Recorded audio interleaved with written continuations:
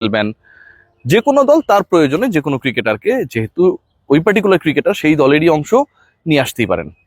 বাংলাদেশের ক্ষেত্রে একজন ক্রিকেটার যিনি 14 তারিখ পর্যন্ত দলের মধ্যে ছিলেন, দলের হয়ে খেলেছেন এবং ওয়ানডে সিরিজ জয়ী যেই দলটা সেই দলের সদস্য ছিলেন, এবং 14 তারিখেই ক্যাপ্টেনের ইনজুরি হয়েছে যিনি টি-20-র অধিনায়ক লিটন কুমার দাস।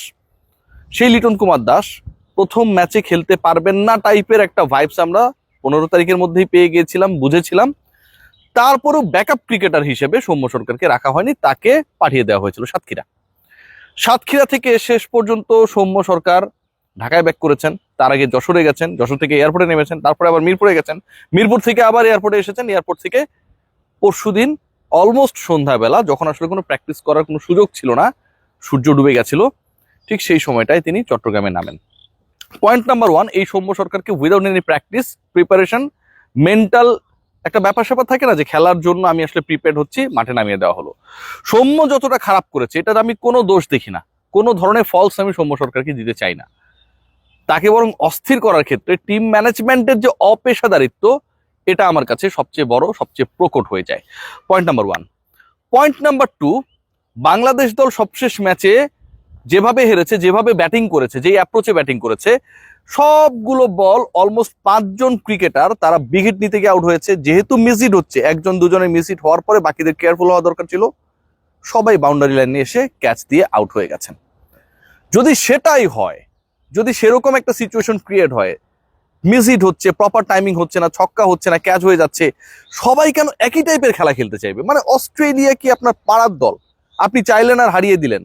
একই সাথে প্রথম ম্যাচ টি-20 সিরিজের যেই ম্যাচটা জিতলে বাংলাদেশ 1-0 এগিয়ে থাকতো, পরের 2 ম্যাচের মধ্যে একটা জিতলেই বাংলাদেশ অস্ট্রেলিয়ার অলমোস্ট মেইন টিমের বিরুদ্ধে টি-20 সিরিজে জেতার একটা গৌরব অর্জন করতো। সেই কাজটা, সেই লক্ষ্যটা থেকে বাংলাদেশ দল টোটালি অনেক দূরে ছিল, তারা পারে নাই, একদম পারে নাই। থার্ড যে পয়েন্ট, 11 সিলেকশনটা যেভাবে হয়েছে, যেই প্রক্রিয়ায় হয়েছে, শুরুতে সৌম্যের কথা বললাম, এবং এই সৌম্যের আলোচনাটাকে যদি একটু দূরে রেখে অন্য ক্রিকেটারদের সিলেকশনের জায়গাটা দেখি, সেটাও চরম চরম প্রশ্নবিদ্ধ। আপনি খেয়াল করে দেখবেন যে আব্দুল গফর সাকলাইন খেলেছেন, অবশ্যই তিনি আমাদের ফিউচার স্টার, বাংলাদেশকে হয়ে ফিউচারে অনেক ভালো সার্ভিস দেবেন। তিনি একজন পেস বোলিং অলরাউন্ডার হিসেবে টিম টাইগার্স স্কোয়াডে এখন থেকে 2-3 বছর পরে একজন ইনফ্লুয়েন্সিয়াল ক্রিকেটার হবেন, এই প্রত্যাশা আমাদের সবার রয়েছে, এই স্বপ্ন আমাদের সবার রয়েছে, সাকলাইনেরও রয়েছে, ন্যাশনাল টিমে তিনি খেলার ডিজার্ভ করেন। কিন্তু অস্ট্রেলিয়ার বিপক্ষে আপনি খেলতে নামছেন, সেই অস্ট্রেলিয়ার বিপক্ষে আপনি আব্দুল গাফফার সাকলাইনকে খেলালেন কার জায়গায়? নাহিদ রানার জায়গায়। কারণ নাহিদ রানা প্রথম টি-20 একাদশে ছিল না। নাহিদ রানা কেন ছিল না? এখন যদি আপনি বলেন যে ভাই ওর ওয়ার্কলোড ম্যানেজমেন্টের জন্য নাহিদ রানাকে খেলানো হয়নি, এই ওয়ার্কলোড ম্যানেজমেন্টের পরিকল্পনা যেই বিজ্ঞ, যেই জ্ঞানী, যেই সায়েন্টিস্ট করছেন, আমার কাছে মনে হয় যে তার মেন্টাল ম্যানেজমেন্ট দরকার। কেন আমি এই কথা বলছি? এটা চরম বিরক্তিকর একটা কাজ হয়েছে। নাহিদ রানা তো সবশেষ ওয়ানডে খেলেছেন, মানে ওয়ার্কের লোড নিয়েছেন চলতি মাসের 11 তারিখে। 11 তারিখে দ্বিতীয় ওয়ানডেতে তিনি খেলেছিলেন, তারপর থেকে তিনি খেলার মধ্যেই নাই। অলমোস্ট 1 সপ্তাহ পরেও নাহিদ রানা টি-20 ক্রিকেটে মাত্র 4টা ওভার করার জন্য রেডি না, এবং ওই 4 ওভার করলে তার ওয়ার্কলোড ম্যানেজ হবে না, এই রকম গল্পগুজব যারা করেন, থিওরি যারা দেন, এই পরিকল্পনা যারা করেন, এদের মেন্টাল স্ট্যাটাস নিয়ে আমার কাছে মনে হয় আলোচনা করার, রিসার্চ করার যথেষ্ট কারণ রয়েছে। সো এই পরিকল্পনাটা, এই রুটিনটা যিনি দিয়েছেন, আমার কাছে মনে হয় বাংলাদেশের ক্রিকেট এবং ওয়ার্কলোড ম্যানেজমেন্ট, এই দুইটা সম্পর্কে, কোনো একটা সম্পর্কে অথবা উভয় সম্পর্কে তার ধারণার যথেষ্ট যথেষ্ট ঘাটতি রয়েছে। আপনি প্রথম ম্যাচে নামবেন ভাই, অস্ট্রেলিয়ার বিপক্ষে প্রথম ম্যাচে নামার আগে আপনার পরিকল্পনা থাকবে, you have to ensure the presence of your best cricketers. Nahid Rana 6 দিনেও 4 ওভার বল করার জন্য ফিট হতে যদি না পারেন, তাহলে তাকে তো স্কোয়াডে রাখারই দরকার ছিল না। আমার জন্য তো সবচেয়ে ইম্পর্টেন্ট ম্যাচ হচ্ছে প্রথম ম্যাচ।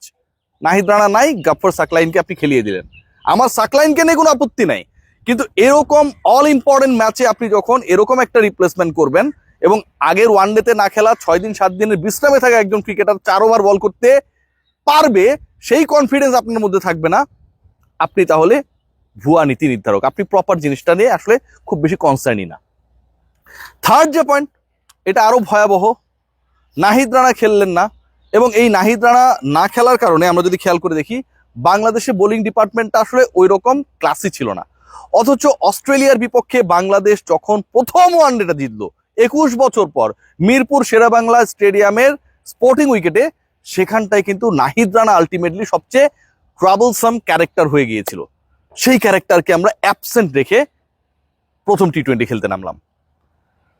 আরেকটা গুরুত্বপূর্ণ পয়েন্ট নাম্বার 4, খেয়াল করে দেখুন যে অস্ট্রেলিয়ার বিপক্ষে সবশেষ টি-20 ওয়ানডে সিরিজের সবচেয়ে সাকসেসফুল ব্যাটার কে ছিলেন, সবচেয়ে তাদের বোলিং অ্যাটাকার এগেনস্টে সবচেয়ে স্মুথ কে ছিলেন, strike rate according to the situation K better maintain করেছেন, একজন ক্রিকেটারের নাম আসবে ভাই, নট ইভেন তাওহিদ হৃদয়। তাওহিদ হৃদয় প্রথম ম্যাচে কিছুটা স্লো ছিলেন।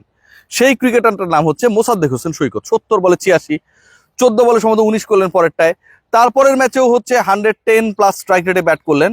এখন এই same Australian bowling attack almost যারা টি-20তে এখানটায় রয়েছে, অ্যালিস রয়েছে এখানটায়, জ্যাম্পার রয়েছে এখানটায়, এই একই বার্টলেট রয়েছে, বোলিং অ্যাটাকের বিপক্ষে যেই ক্রিকেটারটা 7 দিন আগে, 4 দিন আগে, 5 দিন আগে অসাধারণ পারফরমেন্স করলেন, টুর্নামেন্টের সিরিজের সেরা ক্রিকেটার ছিলেন, তিনি টি-20 সেটআপের মধ্যে কেন আসতে পারলেন না? মোসাদ্দেক হোসেন সৈকতকে যদি টি-20 দলে রেখে দলটা ঘোষণা করা হতো, অথবা যেহেতু ক্যাপ্টেনের ইনজুরি সংক্রান্ত ইস্যু রয়েছে, সেই জায়গাটায় I am telling you again, Mosaddek সৈকতকে বরং দলভুক্ত করা হতো, তাহলে কি এমন সমস্যা ছিল? তিনি ফর্মে রয়েছেন, এই একই বোলিং অ্যাটাকের বিপক্ষে সাকসেসফুল ছিলেন, সবশেষ শর্টার ভার্সনের সিরিজে তিনি সিরিজের সেরা ক্রিকেটার ছিলেন। আপনি তাকে কোনোভাবেই বিবেচনা করলেন না, যিনি নিজে একজন বোলিং অপশন। বাংলাদেশ দলের পরিকল্পনা যারা করে এবং এই পরিকল্পনা করার ক্ষেত্রে যাদেরকে এই মুহূর্তে প্রেসিডেন্ট তামিম ইকবাল পূর্ণ 100%, 200%, 1000% স্বাধীনতা দিয়ে রেখেছে, আমার কাছে মনে হয় দলটাকে ডুবানোর জন্য এই সকল বস্তা পচা পরিকল্পনা অ্যান্ড এক্সিকিউশন যথেষ্ট।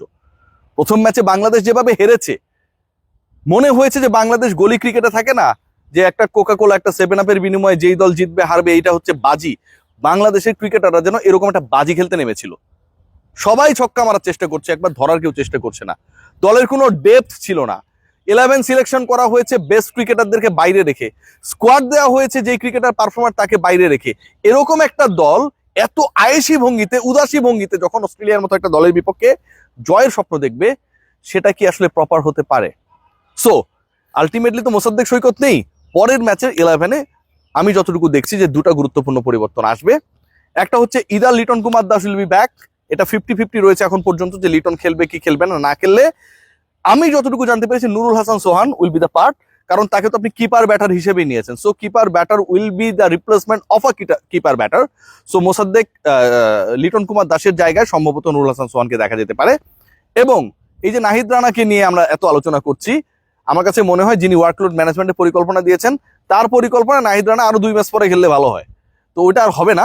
নাহিদ রানা যদি সব ঠিকঠাক থাকে, পরের ম্যাচে বাংলাদেশের 11-এ তাকে দেখা যাবে। আর বাকি যারা 9 জন ছিলেন, ওই 9 জনই থাকবেন, কারণ বোলিং অ্যাটাকে শরীফুল, তাসকিন তারা দুজনই থাকবেন, নাহিদ রানা থাকবেন, শাক মাহাদি থাকবেন, এবং স্পিন ডিপার্টমেন্টে আমরা যেটা দেখেছি এটাতে আসলে বড় কোনো পরিবর্তন আসছে না। ব্যাটিং ওয়াইজ বাংলাদেশ দল যেরকমটা ছিল ওরকমটাই থাকবে। সবাই ভালো থাকবেন, টেক গ্রেট কেয়ার।